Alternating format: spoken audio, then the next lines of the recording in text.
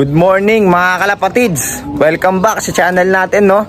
So for today's video, mag-aabang tayo ng mga kalapati natin. Apat yung sinakay natin. Ang release sa Los Baños, no. Los Baños, Laguna. So medyo malayo-layo na yung mga ano natin, yung release ng kalapati natin, pero di pa naman ganun kalayo, no. Nasa 120 kilometers yata yun. Apat yung sinakay natin, bali yun. Hintayin na lang tayo. Time check natin 9:25, no. Kakagaling lang natin dun sa JMB sa Angeles City Pet Market. Hindi natin alam kung babalik tayo doon after nating magabang ng ibon, no. Hanggang alas 11 pa naman daw yung doon, yung mga tao doon. So check natin kung makakabalik tayo doon. Baka mag-vlog pa tayo ng kaunti. Nakabili tayo ng isang ibon. Hindi natin napigilin yung sarili natin dahil sobrang mura. Napabili tayo. Napakaganda naman ang nabili nating ibon, mga kalapatids, so mga kaibon. Kaya mamaya papakita ko sa inyo. So yun, para sa ngayon mag-aabang muna tayo. Samahan nyo ako magabang, mga kaibon, no? Mga kalapatids, samahan nyo ako magabang. So yun, tara. Abangan na natin yung mga kalapati natin. Sana makauwi sila na maaga.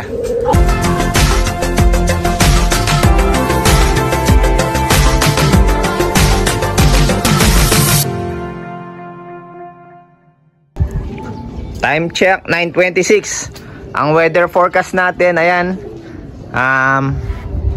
Hindi naman makulimlim, di rin di rin mainit.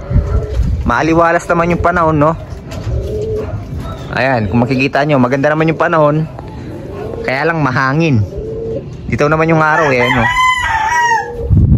Yung hangin, di natin alam kung pa-south siya or pa-north siya. Kapag yung hangin papunta ng south, mahirapan yung mga ibon natin, kontrapelo sila sa hangin, no.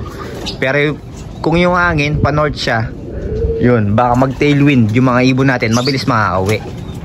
Kaya abang-abang na tayo, guys. Pasok na sa 1.3 speed ngayon, eh, no. 1.3 speed. Eto, guys, no, mga kaibon, ang dami nating young bird. Bilangin natin. Eto, kapatid ni Kaliskis Junior, no. Sa ibang clutch, young bird natin. Si Kaliskis Junior yung nag-apari finisher natin, apari Cagayan finisher. Tapos etong white flight na blue bar na to, lahi yan ang nag first overall ng tropa natin, no. Bali ang bloodline niyan Mariano Lee inbreed, no. Mariano Lee old line. Pati tong blue bar na to Mariano Lee din to, magkapatid yan sa sa clutch, no, nestmate. Ito sana yung ibibigay natin kay Serration, yung blue bar na to, kaya lang busy pa siya, eh. Hindi daw siya pwede. Kaya yun, may work na yata siya, no. Madedestino yata siya sa ibang lugar. Kaya yun, di tayo makapag-meet up sa kanya. Tapos yun, yung mga training natin dati na mga young bird, no. Halos checkered yung natin, tsaka blue bar, yung mga painakay natin. Ito pa yung isa. Time check, mga kalapatids, 9:38. May nag-clock na ng porak, no. Kaya sana nandun na yung natin, kasama na dun sa batch na yun yung ibon natin. Dahil yung porak, medyo malapit na dito sa amin yun. Ilang minutes na lang yung biyahe ng ibon nun, siguro mga 10 minutes na lang, ganyan, no. May nag-clock na ng porak. So yun, abang-abang na tayo. Sana lang nandun na yung kalapati natin, no, para maganda naman yung speed ng kalapati natin. Yung blue bar lang naman yung inaabangan natin dahil yun lang naman yung nakataya natin ng Fan Race 1 at saka Fan Race 2. Tinaya natin ng Fan Race 1 at Fan Race 2. Ang Fan Race 1, ang price nun Aerox 155 yata, no. Tapos may 50k pa. Tapos second price 20k, third price 10k. Hanggang sa top 20 yun, eh. Hindi ko na alam sa pababa kung magkano yung nila, price nila. Tapos sa Fan Race 2 naman, ang price nila 200k sa mananalo, no, sa Fan Race 2 champion. Sa first placer naman 70k. Sa second placer 50k yata. Nakalimutan ko na. Tapos sa third 30k yata. Basta nasa ganun, no. yung ano, papremyo ng BBC. So ang ganda talaga ng papremyo ng BBC, kaya talagang dun tayo sumasali, baka makachamba tayo. So yun, abang-abang na tayo mga kalapatids. A few moments later. Ayun mga kalapatids, oh. Ito na yung ano natin, kalapati natin. Yun, yung blue bar natin nandito na. Time check 9:43. Papasokin lang natin, tapos kakalak na natin mga kaibon, no, mga kalapatids. Tara guys, ayan na yung blue bar natin. So ang speed niya ay 11:58 pa mga kalapatids, no. Yun, goods na goods yung speed ng ibon natin. Walang sinayang na oras, pumasok agad. Pumasok siya ng 9:40 ano. Basta pagka ano niya, bumaba siya agad, no. Nakalimutan natin kung anong oras siya dumating. Nagmamadali isa tayo, wala tayong kasama dito eh. Ako lang mag-isa, kaya ano, yun, kailangan nating ano, magtiyaga. Kaya hindi na natin na-videoan yung pagpasok niya, no. So yun, goods na goods yung ibon natin, no.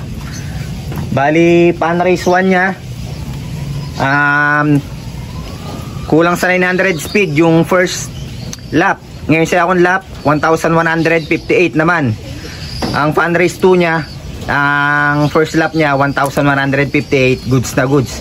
So sana consistent yung kalapati natin, no, sa 1100 plus speed.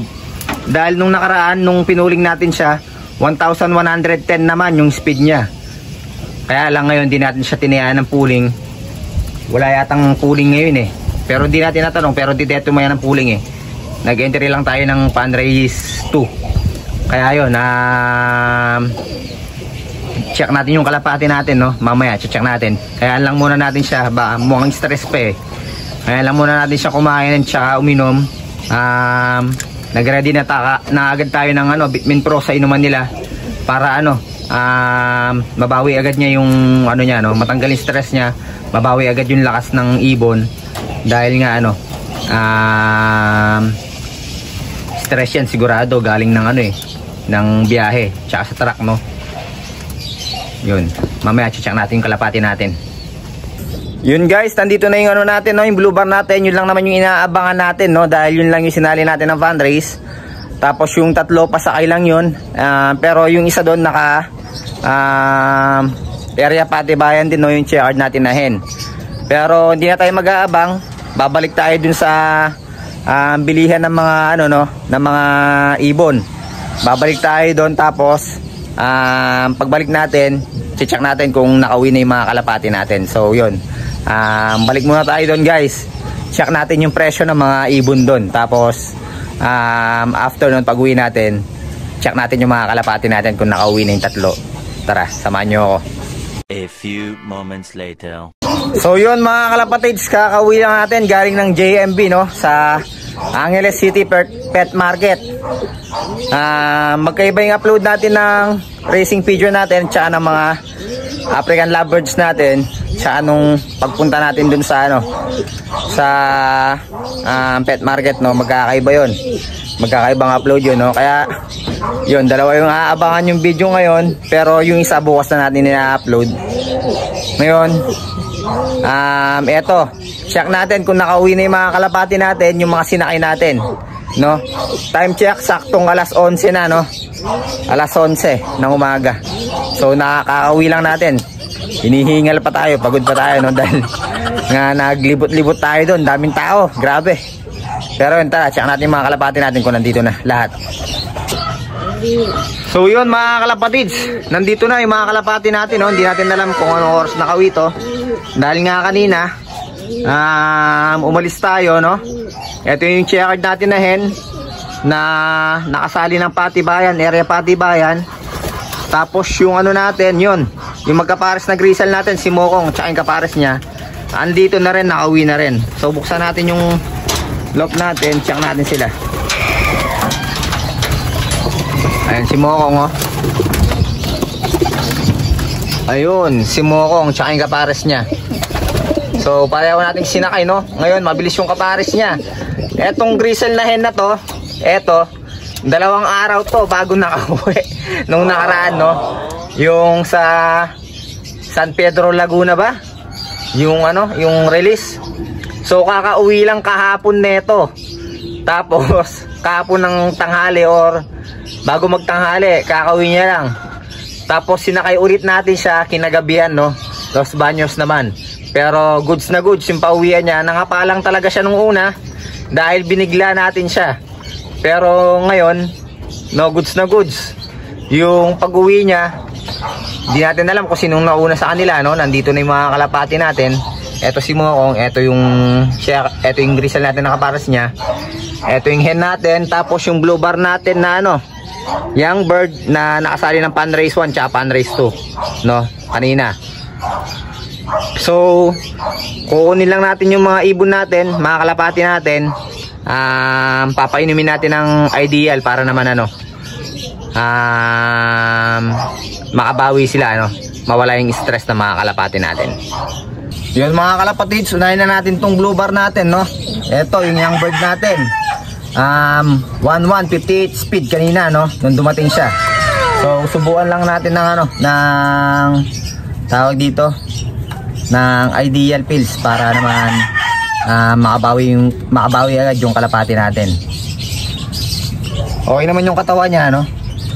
Bilog na bilog pa rin. Hindi naman siya ano, hindi naman siya tawag dito, nalaspag.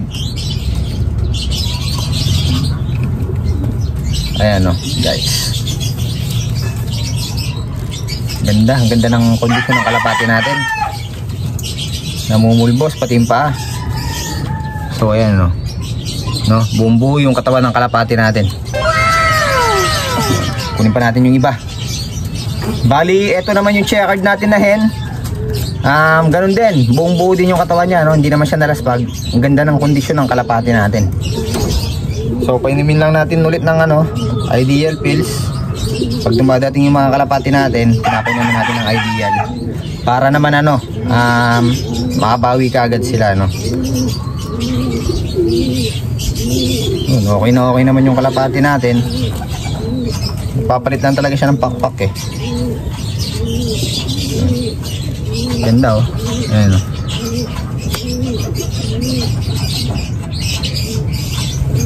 Ayan. Ito naman si Mokong, mga kalapatids, no? Okay naman yung kondisyon ng ibon natin, maganda naman. Nung sinasakay natin to noong una, talagang medyo payat siya dahil nagpapasubo siya ng inakay. Pero ngayon nakabawi-bawi na siya, no? Dahil nung ano, nung bago mag New Year, napahinga sila, pinurga natin yung mga ibon natin, no? Yung mga kalapati natin, pinurga natin. Ayun, gumanda yung mga katawan ng kalapati natin. Yun, nakabawi kaagad si Mokong. Gumanda yung katawan niya, no? Nakakabawi na yung katawan niya. Ngayon kasi hindi na siya nagpapasubo. Malalaki na yung mga inakay niya, marunong nang tumuka, hindi niya sinusubuan. Kaya nakabawi na agad yung kalapati natin. Tapos guys, eto naman yung grisel natin na hen, no? Napakaganda, ayan kung makikita nyo. Nangapalan talaga siya nung una. 2 araw bago siya nakauwi, no? Tapos ano, kahapon lang siya nakauwi. Tapos kahapon din yung basketing. Bali, ang ginawa natin kahapon, pinainom natin siya ng ideal ng B12 para makabawi siya agad. Tapos yun, hindi natin siya pinaronda, no? Para makabawi siya agad. Tapos binasket natin siya kagabi. So yun, maganda naman, nakauwi naman siya agad, no? Magaling din itong kalapati na to. Talagang nabigla lang siya nung una dahil San Pedro Laguna agad yung unang toss niya, no? Pero magaling na kalapati. Magaling na kalapati to, mga kalapatids. Talagang ano, isang ano lang, isang training lang, no? San Pedro Laguna agad nangapa nung una, pero ngayon Los Baños, nakauwi agad, no? Magaling na kalapate, nakakabilib. So yun mga kaibon, mga kalapatids, hanggang dito na lang yung vlog natin parang yung araw na to, no? Goods na goods naman yung pauwian ng mga warriors natin, no? Sana ma-maintain nila yung speed nila hanggang dulo. So hindi pa natin alam kung ilan yung ide-derby natin. Bali mag-start yung derby ng January 31. Ang date ngayon January 5 na, no? January 5. So January 31 yung start. Medyo matagal-tagal pa, marami-rami pang training. Pero sana makachamba tayo sa sa fun race. Sumali tayo ng fun race 1, fun race 2. Yung young bird natin kasi yung sinasali natin dahil yun yung mabilis umuwi. Pero sana yung iba, no, pagdating ng derby, ganun din. Siguro halos magkakasabay lang na uwi mga kalapati natin, no? Kasi kanina pagdating ng blue bar natin, umalis na tayo agad, bumalik tayo dun sa JMB, Angeles City Pet Market, no? Nagtingin-tingin tayo ulit doon. Ang dami na dagdag na ibon, ang gaganda. So yun, abangan nyo yung vlog ko doon. Papakita natin yung mga ibon na tinignan natin doon, tsaka yung nabili nating ibon doon, no? So yun mga kaibon, mga kalapatids, maraming salamat sa lahat na sumusuporta. Hanggang dito na lang yung vlog natin para ngayong araw na to. Maraming salamat po, ingat, and God bless po sa inyong lahat.